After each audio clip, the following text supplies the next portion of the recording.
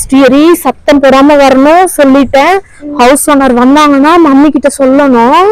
House owner யார் வராங்கன்னு பார்த்து சொல்ல.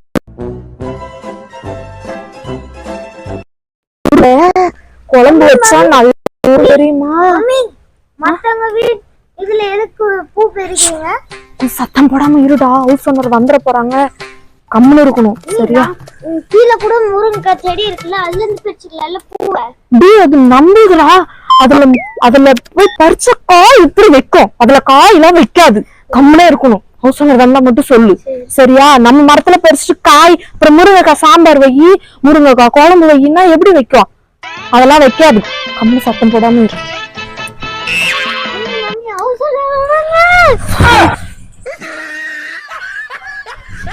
ஏனத்தியா கம்முனு பாரு. சரி போதும், இன்னைக்கு இது போதும். நாளைக்கு வந்து பறிக்கும் போது ஏதாவது சத்தம் போட்ட உன்னை குத்திடுவேன். கம்முவா.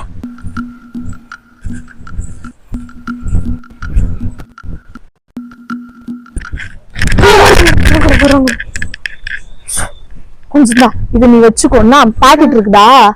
பாக்கெட்ல பத்திரம். பாக்கெட் எங்கடா? இதுக்குதான் நான் சொல்றது, பாக்கெட் போட்டு ஜட்டியே போடுன்னு சொன்னா கேக்குறியா நீ? மம்மி இதுக்குதான் பாக்கெட் வச்சீங்களா? உனக்கு இருக்கிற ஓய் குத்தும். வா